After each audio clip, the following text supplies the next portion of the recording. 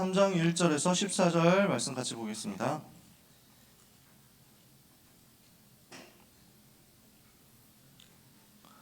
갈라디아서 3장 1절에서 14절. 신약성경 갈라디아서 3장 1절에서 14절 찾으셨으면 한 절씩 교독하겠습니다. 어리석도다 갈라디아 사람들아, 예수 그리스도께서 십자가에 못 박히신 것이 너희 눈앞에 밝히 보이거늘 누가 너희를 꾀더냐.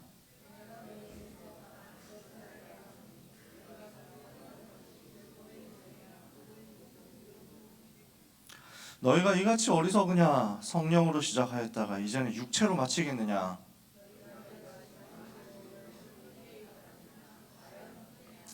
너희에게 성령을 주시고 너희 가운데서 능력을 행하시는 이의 일이 율법의 행위에서냐 혹은 듣고 믿음에서냐.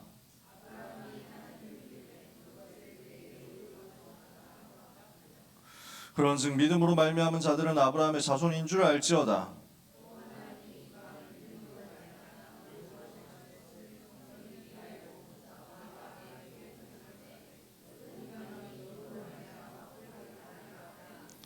그러므로 믿음으로 말미암은 자는 믿음이 있는 아브라함과 함께 복을 받느니라.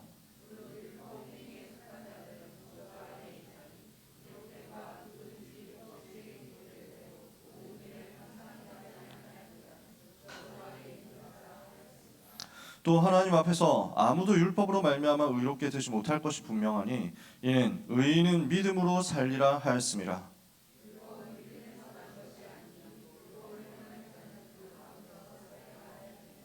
그리스도께서 우리를 위하여 저주를 받은 바 되사 율법의 저주에서 우리를 속량하셨으니 기록된 바 나무에 달린 자마다 저주 아래에 있는 자라 하였음이라.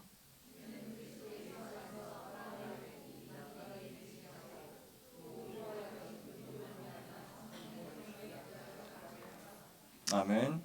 이거 문장들이 다 이해가 되시나요? 여러분은 비문학 지문 독해를 해야 될 사람들이기 때문에 요 문장을 읽었을 때 전체적인 맥락이 좀 파악이 돼야 됩니다. 뭐라고 지금 바울이 얘기하느냐면요. 야, 좀 물어보자. 너네 믿음으로 구원받았어? 행함으로 구원받았어? 이렇게 얘기를 하는 거야. 그리스도께서 십자가에서 못 박혀 죽으셨는데 이거 너희가 믿고 구원받은 거 아니었어? 근데 왜 성령 받았는데 너네가 행위로 구원받는 것처럼 착각하는 거지? 너 이렇게 헛되게 할래? 너네 진짜 너무 어리석은 거 아님? 이렇게 바울이 얘기하는 거예요. 되게 시니컬하죠. 굉장히 공격적으로 지금 바울이 얘기합니다. 바울의 초기 서신이거든요. 저 개인적으로는 갈라디아서가 바울 서신 중에 제일 빠른 서신이다라고 생각하고 있습니다. 제일 빨리 쓴 거다. 이러니까 엄청 사실은 바울의 성깔이 나오는 거죠. 왜냐면 화가 나거든요. 이 복음만 붙잡으면 살 건데 복음 말고 다른 거 하려고 하고 있으니까. 이 복음 아닌 다른 거 붙잡고 착각하고 흔들리니까. 그래서 야, 그리스도께서 우리를 위해서 죽으신 것 그리고 부활하신 것 이건 믿어서 구원받은 거지 우리가 행위로서 구원받을 수 있겠냐. 율법을 잘 지켜서 구원받겠냐? 율법을 지킬 수가 없어. 율법 다 지킬 방법이 없다니까. 율법을 다 지킬 수도 없고 다 지키지 못하면 무조건 저주 아래에 있어야 되는데 근데 그리스도께서 십자가에서 우리의 저주를 다 받으셨잖아. 나무에 달린 자마다 저주를 받은 자라고 했는데 예수님이 십자가에서 매달려서 죽으셨잖아. 우리의 저주를 다 가져가셨거든. 그 그리스도를 믿음으로 의롭게 된 건데 구약 성경에 아브라함도 믿어서 구원받은 거야. 그러므로 우리가 예수님을 구주로 믿고 영접했지 않냐? 그러면 이미 구원받고 하나님의 자녀가 된 건데 왜 착각하냐? 속지 마라. 라는 게 오늘 우리가 읽은 1절에서 14절 본문이에요. 이해가 되시나요? 오늘 우리는 속임수를 쓰는 사탄에게 맞서야 됩니다. 마귀는 지금도 거짓말하거든요. 마귀는 지금도 속임수를 계속 쓴단 말이에요. 여러분 교회에 왔을 때 사람 말 듣고 상처받지 마세요. 여러 가지 사람들이 하는 말 또는 뭐 무슨 일 때문에 일어나는 사건 때문에 상처받거나 시험 들거나 하지 마세요. 우리는 속을 이유가 없어. 마귀는 자꾸 여러 가지를 가지고 속이거든. 근데 문제는 우리 영적 상태라니까. 문제만 와주면 나는 언제든지 속아줄게 하는 마인드로 있잖아. 조금이라도 나한테 시비를 터는 인간이 있으면 나는 바로 시험에 넘어가가지고 그때부터 삐질 거야. 이런 마인드셋으로 우리가 있잖아. 오늘 우리는 뒤집는 겁니다. 하나님이 주시는 은혜를 최고로 받는 여러분 되시기를 예수님 이름으로 축복합니다. 오늘 영적인 힘을 얻으시기 바랍니다. 그래서 앞에 있는 친구들, 뒤에 있는 친구들 할 것 없이 영적인 힘 얻으시기 바랍니다. 오프라인 현장에 또 온라인에 있는 모든 랩런트들이 힘 얻으시기 바랍니다. 오늘 전도자가 현장을 보면서 랩런트 현장과 또 성도 현장을 보면서 그리고 이 시대를 보면서 탄식하는 것을 오늘 우리가 좀 느껴야 되겠습니다. 진짜 위기 시대라고 할 수 있는데 그러면 그 위기의 본질이 무엇인지를 좀 봐야 되겠습니다. 위기가 어떻게 와 있고 그 위기의 진짜 원인이 뭔지를 좀 봐야 되겠습니다. 미전도 종족이라고 하면요, 복음이 증거되지 않은 종족이죠. 복음이 전파되지 않은 곳이에요. 여러 종족들이 지구상에 있겠죠. 수많은 종족들 중에서 복음을 한 번도 듣지 못한 종족이 있는데 학자들 연구에 따르면 한 100개 정도 된다고 합니다. 100개. 아예 선교사님의 발걸음 자체가 닿지 않은 종족이 100군데. 그럼 5천 종족은 뭐냐면요, 복음이 일단 전해지긴 했는데 선교사님이 들어가서 복음을 그 동네 한 군데라도 일단 전하기는 했는데 복음화가 안 되어지는 곳. 학문적으로는 이걸 미전도 종족이라고 넓게 봐서 정의를 합니다. 그래서 1%인가 3%인가 그래요, 기준이. 복음이 전해졌는데 복음화율이 1%인가 3%인가 미만이면 학술적으로 미전도 종족이라고 하고, 이게 미니멈 3,000개, 맥시멈 7,000개, 그래서 평균 5,000 종족이라고 이야기를 합니다. 여러분 237 5,000 종족이라는 단어 들어보셨나요? 그 5,000 종족이 여기서 나온 정의예요. 그 미전도 종족 중에서 그래서 우리 옆에 있는 일본도 미전도 종족이에요. 세계 최대 미전도 종족 중에 하나야. 왜냐하면은 복음 들어갔는데 0.3%밖에 복음화가 안 됐어. 일본의 기독교 인구가 100만 명 정도인데 그 중에서 천주교 빼고 하면은 0.3%래요. 그러니까 문제죠. 미전도 종족이야. 근데 또 미전도 종족 현장이 있거든요. 거기가 어디냐면 여러분 현장입니다. 한국 청소년 현장이 미전도 종족화 되어 버렸어요. 지금 청소년 복음화율, 청소년 중에서 제대로 교회 다니고 신앙생활 한다는 사람이 3%안 된다. 이렇게 통계에 나옵니다. 거대한 미전도 종족이 여러분 현장입니다. 어떻게 되겠습니까? 복음 아니면 살 길 없는데 복음이 전혀 전달이 되지 않고 있고 복음을 말하는 사람이 없는 곳이 청소년 현장. 이러니까 청소년 문제는 더 심해질 수밖에 없잖아요. 곳곳에서 정신적으로 어려움 당하고 질환 때문에 약 먹고 이렇게 하고 있습니다. 자해하는 사람이 주변에 얼마나 많이 있습니까? 여러분 보면 알잖아요. 이게 다 그 인스타에 나오잖아요. 그래서 칼로 그어놓고 이걸 가지고 인스타 자랑하는 사람들이 있다니까. 이게 조금 악한 말로 관심 끄는 분들이지. 그러니까 현장에 아우성 치는 거야 지금. 나는 죽을 것 같아. 난 죽고 싶어. 나 이대로 가면 죽어. 날 좀 봐주면 안 돼? 라고 얘기하는 사람들이 현장에 꽉 차 있는 거야. 어쩌다가 보니까 또 소심하고 내성적이고 내향적이고 사람들 만나서 대화가 잘 안 되는 아싸가 얼마나 더 많아졌는지 모르겠어요. 저도 아싸지만 사람들이 너무 아싸화 되어 가고 있어. 아웃사이더화 되고 있으니까 일반적인 대화가 잘 안 되는 사람들이 점점점 많아지는 거야. 그러면서 친구가 있냐? 친구는 인터넷에 좀 있고요. 뭐 이 정도. 댓글 쓰는 사람, 그 막 닉네임 누구 친구인데요? 뭐 이런 정도. 그러면서 대화를 할 사람이 없어지니까 점점 2D 세계로 들어간다. 저는 오타쿠들을 아주 존경하고 존중한단 말이에요. 2D 캐릭터를 좋아한다. 그게 나쁜 일이 아니잖아. 근데 현생이 안 되는 거야.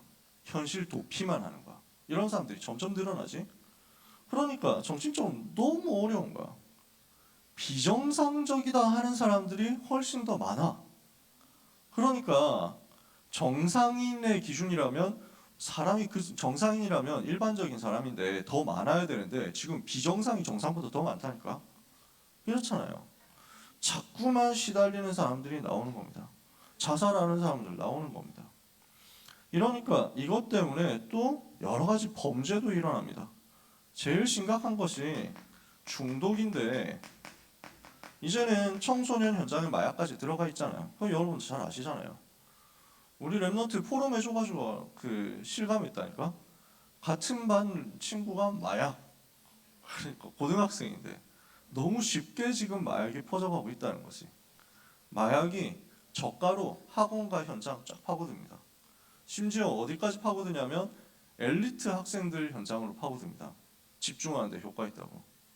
약한 마약은 각성 상태를 불러오기 때문에 미국의 대학생들 엘리트들은 마약하고 약 빨고 공부합니다. 그래야 몇 날 며칠을 안 자고도 공부를 하거든요. 이 정도 무너져 있는데 이게 한국으로 저기 타락하는 현장으로도 가고 공부 열심히 하는 엘리트 현장으로도 가고 마약이 어떻게 되겠어요? 점점 중독되어 가지고 헤어나오지 못하게 만들고 모든 것을 파괴하는데 이게 지금 미전도 종족 현장이거든요. 진짜 위기 현장이잖아요. 뭐 제가 구구절절 얘기하는 것보다 여러분이 생각해보면 알잖아요. 여러분 옆에 있는 사람을 생각해보면 지금 옆에 말고 학교 가서 여러분 불신자 현장에서 그러면요 어떻게 되겠습니까? 이 사람들이 주로 또 교회를 그렇게 조롱한다니까? 교회를 모욕하고 교회를 비난한다니까? 그러니까 청소년 현장에 여러분 현장에 교회 얘기하면은 무조건 욕 나온다니까? 교회 얘기 나오고 기독교 얘기하면 무조건 비난한다니까? 여러분 주변에서 그런 얘기 많이 들어봤습니까? 혹시 들어봤어요? 목사는 진짜 다 돈만 밝히고 교회는 진짜 더럽고 뭐 이런 얘기 하는 거 들어봤습니까? 혹시 안 들어봤다면 여러분이 그래도 빛을 비추고 있는 겁니다. 왜냐하면 교회 욕을 되게 하려고 하는데 쟤 교회 다니려고 오는데 야야 그냥 야 뭐 이래가지고 쟤 또 난리 칠 거야 지랄할 거야 뭐 이러면서 막 이럴 거기 때문에 그래도 여러분이 교회 다니는 티를 내고 있다는 얘기겠지. 똑같이 욕하고 있는 거 아니죠? 같이 휩쓸려가지고 지금 뭐 나오면은 무조건 교회 욕이잖아. 그러니까 오징어 게임 때 교회 욕했지. 수리남 때 목사 나와가지고 빌런 했지.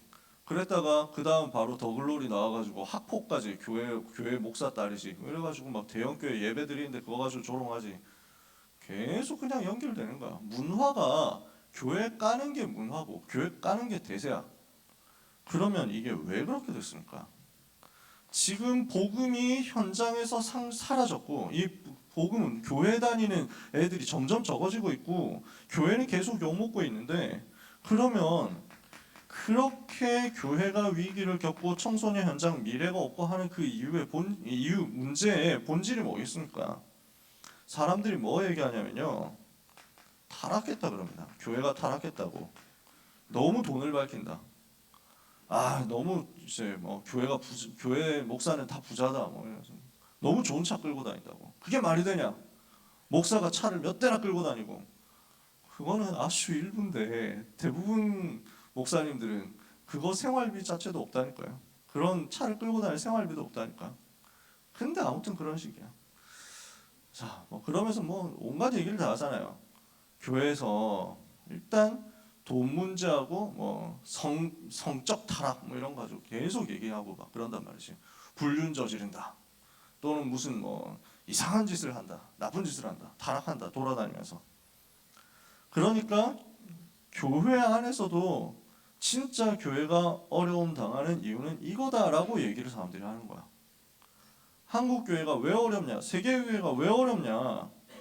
너무 윤리적으로 타락했지 않냐? 도덕적으로 너무 문제가 많지 않냐? 이걸 우리가 회복해야 된다. 도덕성을 회복해야 된다. 교회 윤리 회복해야 된다. 사회에서 빛이 되고 소금이 돼야 되는데 지금 너무 썩어 있지 않냐? 교회 부패해 있으니까 개혁하자 이렇게 얘기합니다. 되게 그리고 그 말이 맞는 말 같습니다. 이거 주장하는 사람들이 진짜 가난하게 살아야 된다. 어렵게 살아야 된다. 전 너무 부자로 사는 것 반성해야 된다. 뭐 이런 얘기합니다. 그래서 사람들은 그게 맞는 줄 알고 와 교회도 양심적인 소리 하는 사람이 있네. 교회도 이런 목사가 있네 합니다. 우리 교회 단톡방에도 가끔씩 보면 그런 걸 퍼다 나르는 분들도 한두 분씩 있습니다. 우리 교회가 크니까. 그래서 저기 뭐 분당에 어떤 목사가 있는데 한국 교회 지금 이렇게 하면 지옥 갑니다 하면서 막 하는데 그거 막 감동받아가지고 이제 퍼다 나르시고 이렇게 하나 보더라고요. 그렇게 생각하실 수도 있습니다. 또 그게 좋아 보일 수도 있습니다. 근데요, 진짜 문제는 뭐냐면 이건 눈에 보이는 거예요. 눈에 보이는 타락과 눈에 보이는 죄, 당연히 문제고 여기에 있으면 안 되는데 진짜 위기는 도덕적 타락이 아니라니까요. 진짜 위기는 복음 상실이라니까. 복음을 말하지 않는다니까. 교회에서 복음 얘기가 안 나온다니까. 그게 진짜 문제라고. 왜냐? 복음이 정말로 들어가면 이것도 치유될 거고 변화될 거고 개혁될 거고 갱신될 거고 뒤집어질 거거든. 복음을 말하지 않고 다른 것 말하면요, 결국에는 재앙 들어오는 것을 못 막는다니까. 복음 아닌 다른 것을 말하면 사탄을 꺾을 수가 없다니까. 근데 이거 말하는 교회 안의 사람들, 교회 밖의 사람들 뭘 얘기 안 하냐? 절대 사탄에 대한 이야기를 안 합니다. 흑암 세력의 실체에 대해서 얘기 안 합니다. 귀신의 존재와 활동에 대해서 얘기 안 합니다. 지금 그 세력이 청소년 현장 완전 사로잡고 공격하고 청소년들을 영적 문제에 빠뜨리고 있는데 이 사실에 대해서는 말할 수가 없습니다. 하지도 않습니다. 그게 있는지도 모릅니다. 그렇게 복음만이 이 문제를 해결할 수 있는데 복음은 얘기하지 않고 야, 우리가 지금 교리 얘기만 하다가 이렇게 됐지 않냐? 우리 교리 얘기 그만하고 생활 바르게 하는 것을 얘기하자. 이렇게 얘기를 하는 거예요. 이게 이 시대 교회 진짜 문제라니까. 육신적으로 바르게 살아야 된다라는 이야기가 부족해서 타락이 왔습니까? 아니라니까. 그 타락을 하지 말자 하면 안 하게 됩니까? 아니라니까. 한국교회 손가락질하는 사람들, 세계교회 손가락질하는 그 사람들 본인들은 타락 안 했습니까? 전부 타락하고 있는 거야. 도덕이 부족하고 윤리가 부족하고 각성이 부족해서 이 시대에는 타락과 범죄가 오는 게 아닙니다. 이 타락을 가지고 오는 사탄의 권세를 무너뜨릴 그리스도 이름이 증거되지 않기 때문에 시대에는 문제가 오는 겁니다. 우리에게 와 있는 진짜 문제는 교회가 복음을 말하지 않고 있다는 사실. 교회가 원색적인 복음만 말해야 되는데 더 이상 그 이야기를 하지 않고 다른 것을 얘기한다는 사실. 그러면서요, 눈에 보이는 요 이야기, 고상해 보이는 좋은 이야기를 하도록 만들면서 이거 이야기하는 것이 더 좋아 보이도록 만들어서 복음 말고 다른 것을 교회가 자꾸만 더 말하도록 만드는 그 사탄의 고급 전략에 사람들이 다 넘어가고 있다는 거예요. 우리는 잘 생각해 봐야 됩니다. 그러니까요, 여러분, 목사님이 너무 양복을 좋은 것을 입었어. 너무 신발도 좋은 걸 신었어. 시계도 너무 비싼 시계를, 명품 시계를 사고 왔어. 목사님이 차고 온 시계가 1,000만 원짜리야. 한 1억 원짜리야. 이러면 여러분이 기분 나쁘다. 아니, 목사님 저렇게 사치해? 이렇게 되면 여러분은 이미 프레임에 넘어가는 거예요. 눈에 보이는 것을 가지고 자꾸만 판단하고 그걸 가지고 시험 들도록 만드는 프레임에 넘어가는 거야. 상관없어야 되는 거예요. 그거는 하나님께서 그분에게 필요한 대로 주시는 거고 그분도 그거에 대해서 하나님 앞에 서서 인도받아야 되는 거지. 그걸 가지고 기준이 되어버리면 안 된다고. 다른 말로 해볼까요? 여러분, 목사님이 너무 양복도 딱 이제 하나 그것만 막 계속 입고 나오고 진짜 막 한 20년, 30년 된 양복 그게 막 기워가지고 입고 나오면서 차도 없이 그냥 대중교통으로 왔다 갔다 하고 그러면서 너무 검소하고 가난하게 살고 어려운 사람 잘 도와준다. 그거 보면서 와, 목사님 너무 감동이다 라고 생각한다면 그것도 여러분 틀린 거라는 거예요. 우리는 무엇에 은혜 받아야 되냐고. 다른 것에 감동받아 버리면 이미 사탄에게 속기 시작한 거야. 우리가 은혜 받아야 될 것은 그리스도 자체예요. 우리가 응답받아야 되고 우리가 감동받아야 되는 것은 예수님이 그리스도 되셔서 나를 위해서 십자가에서 죽으시고 부활하셨다는 그 사실 자체, 그거 하나예요. 나머지는 포장이에요. 근데 그 포장이 좋은 것이든 나쁜 것이든 일단 우리가 진짜 주목해야 되는 건 내용물이라고. 포장이 좋으면 좋지. 근데 문제는 뭐냐면 사람들이 점점 포장만 신경 쓴다는 거야. 그게 사람들이 봤을 때 너무 칭찬받을 만하고 존경받을 만하고 사람들이 봤을 때 훌륭하다고 박수칠 만한 일인데 그것 때문에 복음을 말하지 않게 된다면 이거야말로 최고의 범죄고 최고의 저주라는 거. 그러니까 훌륭한 것으로는 사탄을 못 이겨요. 제가 지금 무슨 말 하는지 여러분 이해가 되시나요? 제가 이야기하고 있는 스피릿을 이해하실 수 있으신가요, 여러분? 지금 마귀는요, 무엇에 우리가 박수치기를 원하느냐 이거예요.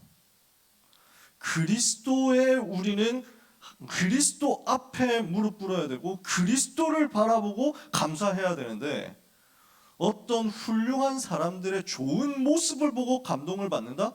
그러면요, 그거는 그 사람 지나면 무너지는 거예요.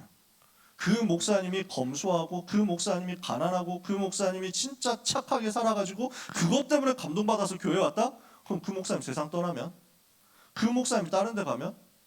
그러면 그건 없어지는 거예요. 그리고 그 목사님이 영원히 그렇게 할 수 있을까요? 사람인데. 인간은 실수할 수 있다니까. 인간은 넘어질 수 있다니까. 인간이 뭔가 잘한 걸 보고 감동받아주고 그걸 따라간다? 그러면 그 사람 잘못하는 순간 그건 무너지겠네요. 그리고요, 그보다 더 착한 종교인들 많이 있는데요. 그보다 더 검소하게 사는 종교인들이 있는데요. 진짜 거지로 살면서 아무것도 가진 것 없으면서 모든 자기에게 있는 것들을 다 가난한 사람한테 주는데 스님이야. 그럼 스님 따라갈 거예요? 그 사람이 신부님이야. 그럼 신부님 따라갈 거예요? 한국 교회는 지금 그 수준 이야기를 하고 있는 거야. 세계 교회가 그런 이야기를 하고 있는 거야. 다른 종교에서도 할 수 있고 다른 가르침에서도 할 수 있고 심지어 저 신천지도 할 수 있는 그걸 우리가 해야만 된다? 아니에요. 그건 따라오는 거예요. 봉사하고 도와주고 검소하게 살고 타락하지 않고 경건하고 청결하고 사는 것 이거 나쁘다는 얘기가 아니야. 본질이 아니라는 거예요. 진짜 우리가 회복해야 되는 내용은 다른 데 있다고. 정말 복음이 빛이 되어서 비춰지면 모든 것 살아나게 되어 있는데 그 살아나는 것이 빨리 올 수도 있고 늦게 올 수도 있지만 우리가 주목해야 되는 건 그 복음의 빛 자체라는 거야. 복음 자체라고. 이것을 약화시키도록 만드는 것이 이 시대 사탄의 전략이니까 여기에 대해서 우리가 눈 제대로 떠야만 된다는 겁니다. 이게 지금 바울이 세게 이야기하고 있는 거예요. 오늘 이 언약을 우리는 제대로 붙잡아야 됩니다. 왜냐? 이거 교회사에서 늘 반복됐던 얘기예요. 영적 싸움인데 이거 늘 시대마다 있었어요. 지금만 있는 얘기 아니야.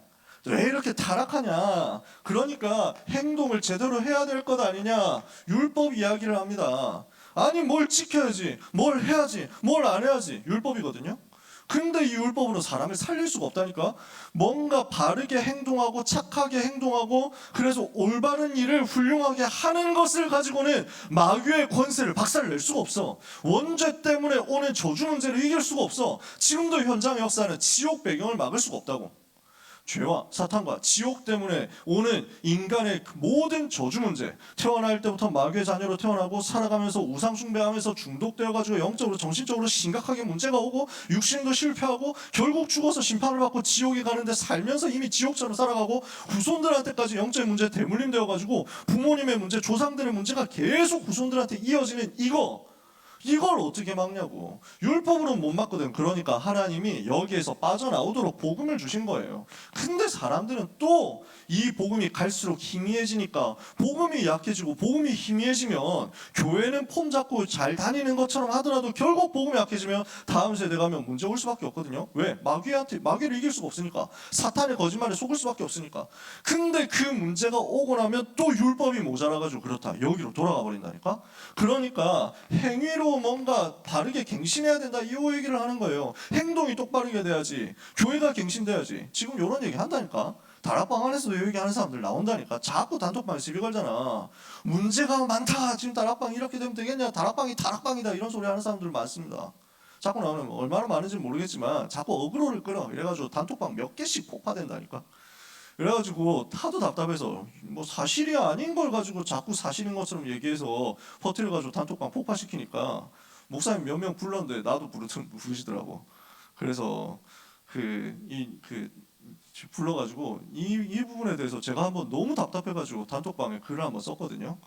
그랬더니 그거 보시고 이제 다른 목사님이 불러가지고 좀 이거 글을 종종 써라 그러시더라고요. 아니 써도 되겠습니까? 그러니까 마음껏 써라고. 그래서 안 그래도 바쁜데 별로 쓰고 싶은 글은 아닌데 근데 또 막 갑자기 막 그 소환돼 단톡방에서 이 목사님 글을 좀 써주셔야 되지 않겠습니까? 지금 뭐가 지금 또 이상한 소리를 하는데 다락방이 무슨 뭐 종말론에 대해서 자유주의 신학 뭐 구원파 관점이라고 하는데 이거 뭐 신학적으로 대응해야 되는데 목사님이 해야 됩니다 이래가지고 또 그래서 어제 그 바쁜데 또 글 쓰고 있었다니까. 근데요 사람들은 자꾸 여기에 관심이 많아. 눈에 보이는 이거에 관심이 많아. 그래서 행위가 좋으면 좋은데 어떤 면에서 이것 주목하다가 복음 주목 못하게 하면 차라리 행위가 들어온 게 더 나아. 이해가 되세요? 차라리 아닌 게 낫다니까. 복음에만 주목해야 돼요. 여러분 그래서 저는 되게 다행스럽게 생각합니다.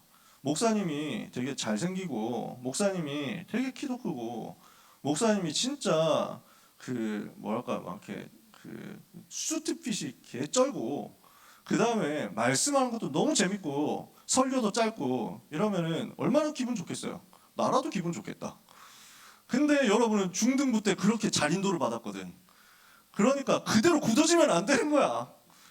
그래서 목사님은 무조건 이렇게 키가 크고 잘생기고 이렇게 너무 훌륭하고 인격도 좋고 이걸로 은혜 받으면 안 되니까 고등부에서 한번 딱 기대치 낮추잖아.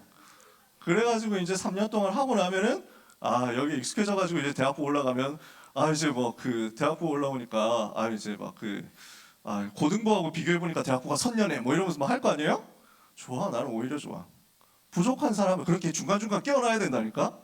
왜냐? 딴 거 보고 은혜 받으면 안 돼. 여러분 목사님 얼굴 보고 은혜 받으면 안 돼요. 전도사님이 너무 뭐 그래서 예쁘시다 이거 보고 은혜 받으면 안 돼. 그래서 우리는 눈에 보이는 것 말고 눈에 보이지 않는 거기에 진짜 것이 있다는 거 봐야 된다니까. 여기로 자꾸 돌아가야 돼요. 근데 이걸 가지고 자꾸만 지금도 논쟁합니다.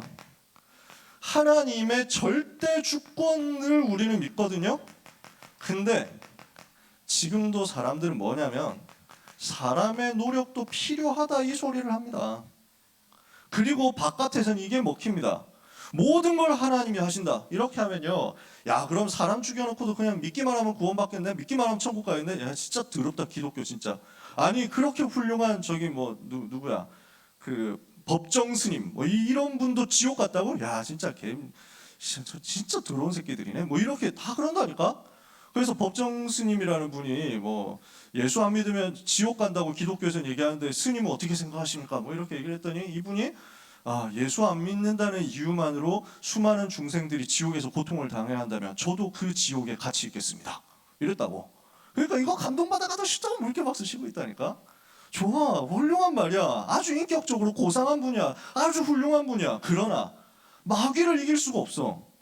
이거는 여러분이 사람들이 실감을 못 하는데 너무너무 훌륭하게 살았는데 어느 날 이 사람에게 악몽이 온다.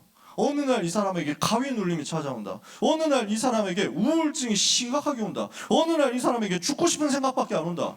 이걸 막아줘야 되잖아요. 우리가 하는 거는 그거 막자는 거야. 누가 우울증 해결할 수 있습니까? 누가 현장에서 정신문제 해결할 수 있습니까? 누가 귀신 보는 사람 이 귀신 쫓아내줄 수 있습니까? 무당들 만나봤습니까? 신이 계속 찾아와가지고 자꾸 자기 귀에 대고 소리를 내잖아요. 알려주잖아. 자꾸 말을 하잖아. 다른 사람 눈에 안 보이는데 자기 눈에 보이고 다른 사람 귀에 안 들리는데 자기 귀에 들리고. 그냥 이게 단순 조현병과 귀신 들린 거하고 완전 다르거든. 귀신 들려서 하는 거는 그냥 조현병은 자기 마음대로 얘기를 하는 건데 그럼 뭐 뭔가 붙잡혀가지고 얘기를 하는 거잖아. 근데 귀신 들려버리면 귀신이 하는 얘기대로 소리를 내는데 평상시에 멀쩡한데 귀신 시키는 대로 하거든. 근데 그게 미래를 맞추는 게 되잖아. 이 사람의 과거를 알아맞혀버리잖아. 그게 귀신 들린 거거든. 귀신한테 시달린 거거든. 이렇게 해가지고 와 있는 사람 어떻게 치유하고 어떻게 해결하냐고. 다른 어떤 방법도 없거든. 그래서 우리는 오직 그리스도 얘기하는 거야. 왜? 현장에서 봤으니까. 다른 어떤 종교, 다른 어떤 노력, 다른 어떤 믿음으로 안 되는데 예수님이 그리스도로 죄와 사탄과 지옥의 권세를 십자가에서 끝냈다는 이 복음이 들어가니까 그 사람 살더라고. 귀신이 떠나가더라고. 밤 20년 동안 시달렸던 20년 동안 사람을 잡고 있었던, 눌렀었던 귀신이 도망가버리더라고, 그날 밤에. 이런 것들 체험해보니까 우리가 아는 거예요. 우리는 이 종교가 맞고 저 종교는 틀렸다. 우리는 이런 건 맞고 저런 건 안 좋다. 이 얘기를 하는 게 아닙니다. 종교인들 다 훌륭합니다. 존경합니다. 우리는 고난당한 사람 살리자는 겁니다. 멸망당할 사람 살리자는 겁니다. 지옥 가면 안 된다 이거예요. 지금 사람들이 지옥처럼 살잖아. 그래서 사람의 노력으로 안 되기 때문에 오직 하나님의 은혜를 우리는 얘기하는 거예요. 그래서 지금도 천주교 사상은 사실 이거거든요. 여러 가지 천주교와 기독교, 개신교가 다른 게 있지만 진짜 천주교가 개신교하고 다른 본질은 뭐냐면 믿음만으로 구원받는 건 아니고 인간의 선행과 노력이 필요하다라고 얘기하는 게 천주교입니다.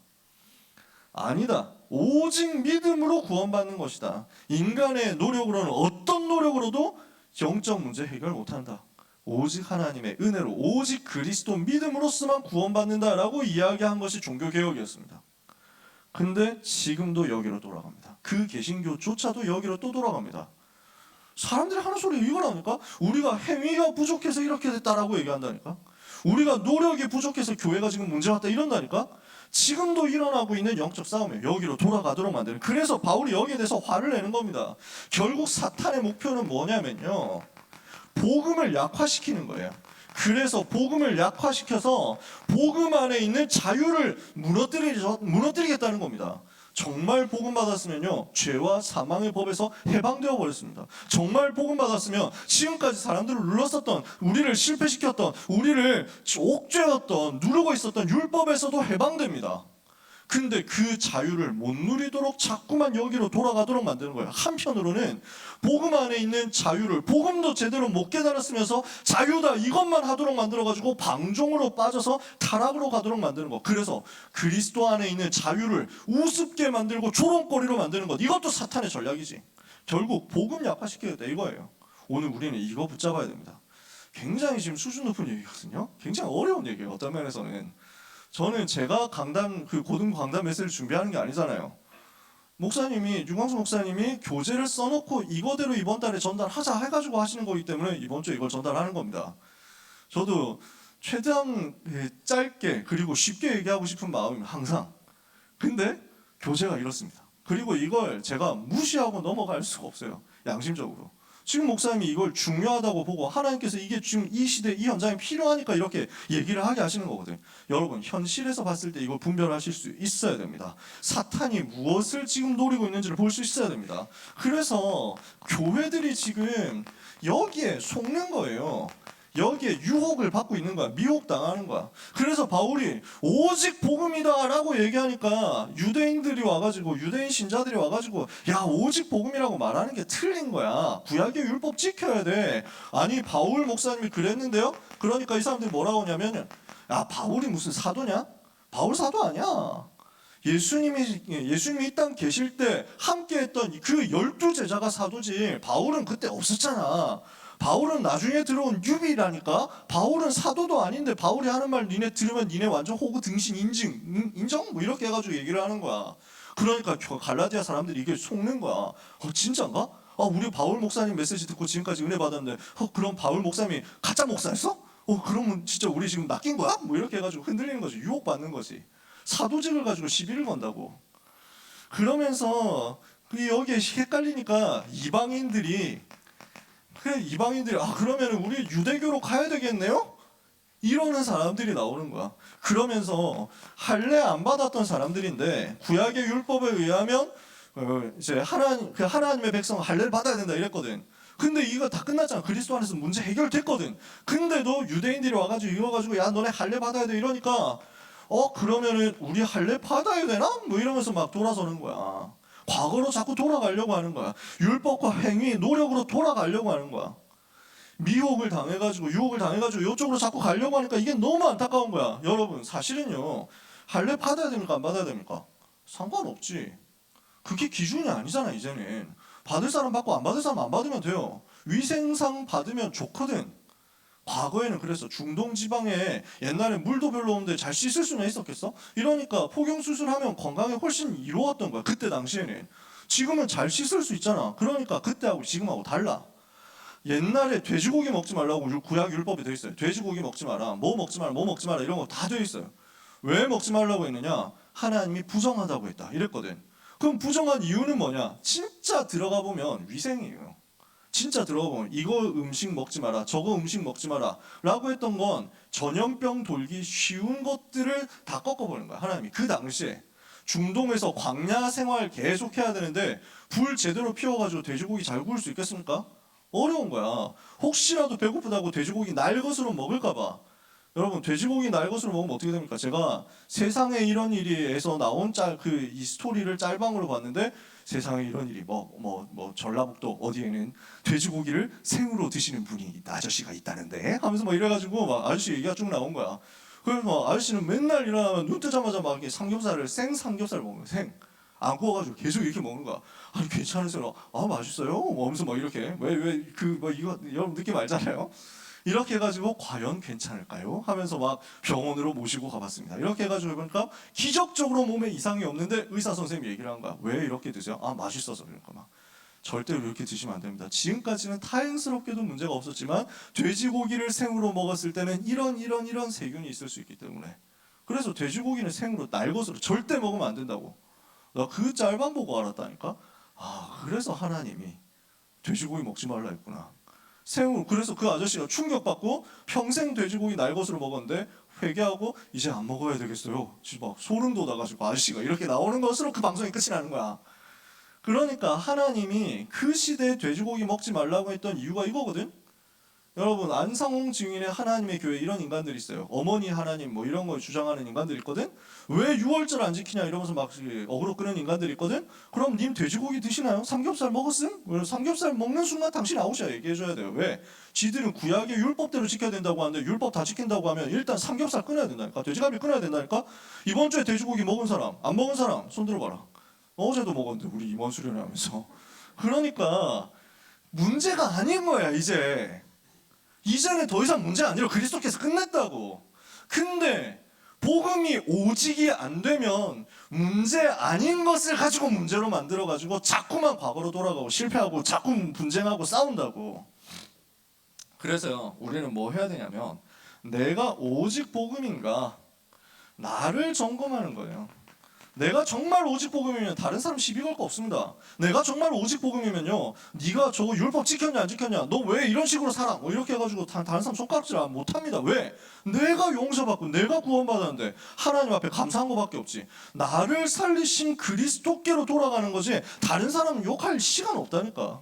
오히려 살리는 대로 들어가는 거지. 자, 세 번째입니다. 그래서 바울이 이거 보고 질책하는 거예요.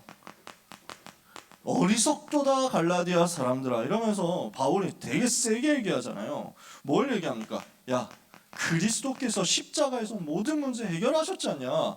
그 십자가로 말미암아 구원이 왔는데 이 구원이 너희의 행위에서 난 거냐 아니면 믿음에서 난 거냐. 바울이 얘기하라 그렇게 하는 거죠. 그러니까요 너네가 너무 착하고 너무 예쁘고 너무 훌륭하고 너무 공부 잘하고 너무 최선 다하니까 하나님이 감동받아가지고 그래 보답으로 십자가를 내려주마 이랬습니까? 아니라는 거야. 우리하고 전혀 상관없어.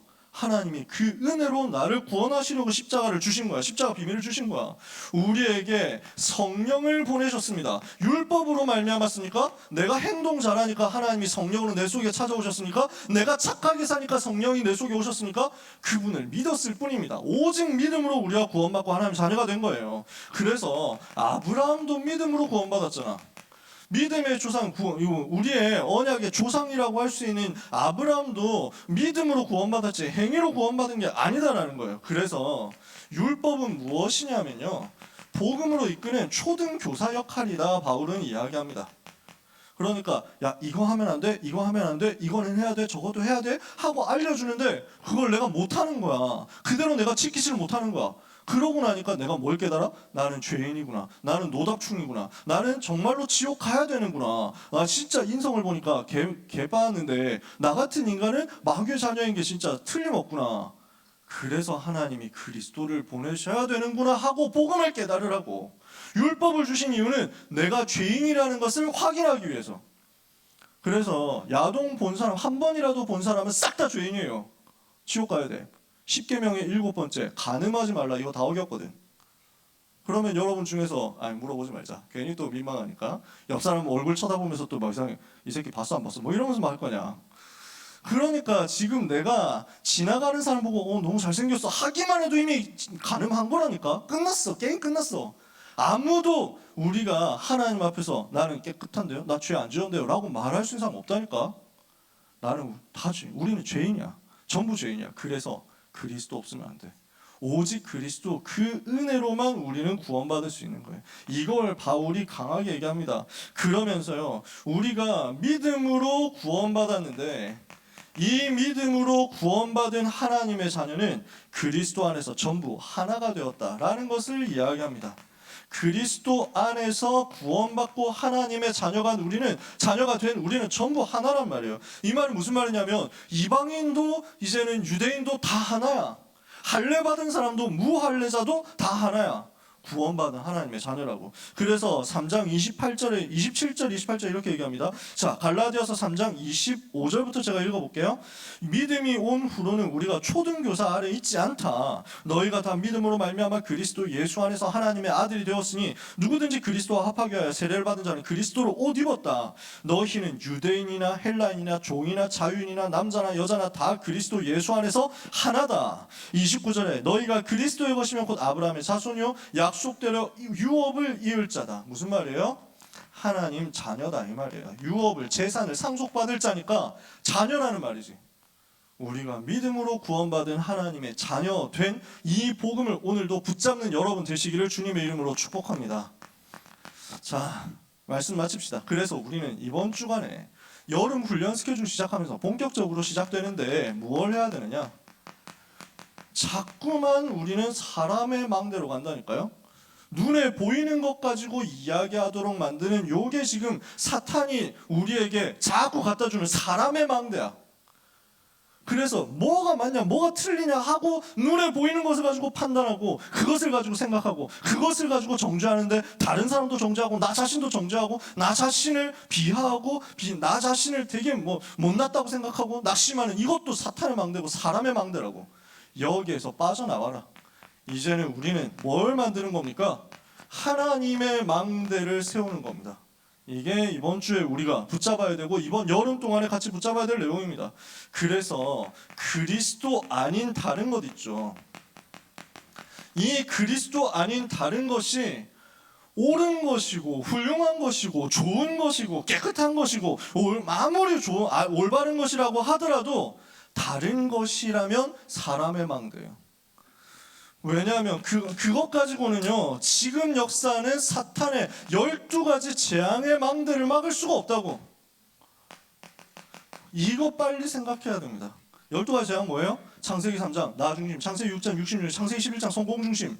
이거 가지고 무속 점수를 우상에 빠지도록 종교에 빠지도록 만들어서 결국 태어날 때부터 근본 문제, 살아가면서 우상 문제, 생활하면서 정신 문제, 결국 문제 오는데 육신 문제, 그래서 심판받고 죽어서 내세 문제, 그리고 후손 문제까지. 요 12가지에서 절대 인간 못 빠져나온다니까. 그리스도 아닌 다른 어떤 것으로도 안 돼. 그래서 우리의 기준은요 사람의 눈에 보이는 옳은 것이 아닙니다. 사람의 눈에 보이는 좋은 것, 올바른 것이 아닙니다. 우리는 뭐가 기준이 되어야 되냐면요 사탄의 권세를 무너뜨리는 오직 그리스도만이 기준이 되어야 되는 거예요. 오직 그리스도만이 나의 기준 되도록 오늘 붙잡으면 됩니다. 이걸 오늘 우리는 깨달아야 됩니다. 오직 복음과 오직 복음의 유익이 되는 것이 무엇이겠냐 이것만 생각하면 돼요. 맞다 틀렸다 할 게 없어. 그러니까 복음의 유익이냐 아니냐예요. 복음을 위해서 필요하면 좋은 차를 타는 겁니다. 복음을 위해서 필요하면 걸어 다니는 겁니다. 복음을 위해서 필요하면 1억 원짜리 시계 차는 겁니다. 복음 위해서 유익이 안 된다 하면 시계 갖다 버리는 겁니다. 이해가 되세요? 기준은 복음이야. 기준은 얼마짜리냐가 아니야. 기준은 복음이야. 오직 그리스도야. 그것만이 사탄의 권세 무너뜨리니까. 그래서 우리 종교관념에서 빠져나와야 되거든요. 이 복음이 나의 복음이 되면요, 그때 나의 영적 상태 살아나요. 나의 삶도 살아나요. 아니, 타락하면 되겠습니까? 마음대로 살면 되겠습니까? 그렇게 나쁜 짓 하면 됩니까? 안 되지. 그러라고 하나님이 우리에게 복음 주신 거 아니잖아. 마음껏 타락해라. 네 마음대로 살아라. 네 마음대로 클럽 다 다니고 이상한 여자, 이상한 남자 다 만나고 살아라. 이러라고 복음 주신 게 아니잖아. 그런데 그러면 너 왜 자꾸 그런 데를 다녀? 이게 복음이 아니라니까. 그리스도께 집중하라고. 정말 그리스도께 집중해서 그 그리스도로 내가 충만해져 버리면 나라는 사람의 상태도 삶도 뒤집어지니까. 삶을 바꾸려고 하기 전에 그리스도를 더 집어넣으세요. 그리스도로 더 충만해지세요. 삶이 안 된다면 삶이 부족해서가, 윤리가 부족해서, 도덕이 부족해서가 아니고 그리스도가 부족한 거예요. 내가 공부가 안 되고 열정이 없고 지속이 안 되고 내가 너무 정신력이 약하다? 내가 정신력 강화해야 되겠다? 아니에요. 그리스도로 더 충만해지세요. 그러면 여러분은 승리합니다. 이걸 보고 하나님의 망대라고 합니다. 어느 정도 그래서 이 망대가 세워져야 되겠습니까? 어느 정도 나의 복음이 돼야 되겠습니까? 여러분, 하나님의 나라와 그 일이 나에게 깨달아지고 누려지도록 만들어야 됩니다. 그래서 그리스도 아니면 안 되는구나, 오직에 대한 결론 나도록 만들어야 됩니다. 이렇게 되면요, 하나님이 나에게 세계복음화에 대한 소원을 불어넣어 주십니다. 이게 내 속에 오도록. 그래서 237 나라 중에 내가 살려야 될 한 나라가 품어지도록 이렇게 하기 위해서 하나님이 나에게만 주시는 이명계약 12DIP가 발견되도록 이렇게 했더니 하나님이 나에게 은혜를 주시고 하나님이 나에게 답을 주시니까요, 미래가 보이는 거예요. 그 나의 가야 될 정확한 미래가 말씀 속에서, 언약 속에서 보입니다. 그리고 이 모든 일을 감당할 수 있도록 나의 영원한 배경 되신 그리스도가 누려집니다. 이 7가지가 망대의 미션이라고 하는 겁니다. 사도행전 1장에 나오는 감람원에서 말씀하셨던 40일 동안 주셨던 집중케 하셨던 망대 세우는 미션이에요. 요 7가지로 나 자신을 점검해서 요 7가지에 대한 내용이 확실하게 나왔다 할 때 되면은 여러분은 하나님의 망대가 세워진 거예요. 이번 여름 훈련 기간 통해 여러분에게 요 망대의 미션이 점검되어서 붙잡아지는 은혜가 있기를 축복합니다. 그래서 이제 자체 수련회죠. 다음 주 리더 수련회, 그 다음 주 본대회. 어쩌면 짧습니다. 방학도 짧고 훈련도 그렇게 많지는 않아. 그러나 여러분이 진짜 하나님의 망대 붙잡고 오직 복음에 대해서 결심하고 하나님을 바라보는 기도 속으로 들어가면요, 여러분이 1박 2일, 2박 3일 있는 그 짧은 기간 속에서 인생 뒤집어지는 역사를 체험하게 될 겁니다. 제가 그랬으니까요. 2박 3일 수련회 때 제 인생의 흐름이 완전 뒤집어졌으니까요. 여러분에게 그 일이 일어나게 될 것입니다. 하나님이 주시는 은혜와 응답이 여러분의 삶에 이번 주간에 충만하게, 그리고 평생에 충만하게 임하게 되기를 예수 그리스도 이름으로 축복합니다.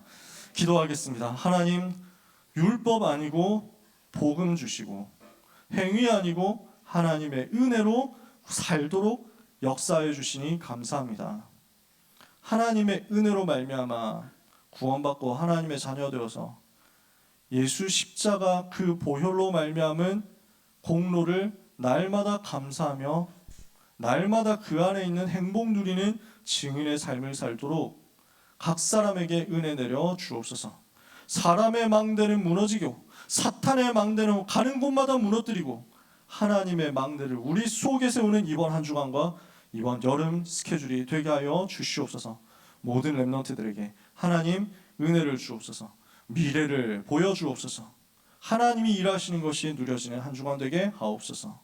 예수 그리스도 이름으로 기도합니다. 아멘.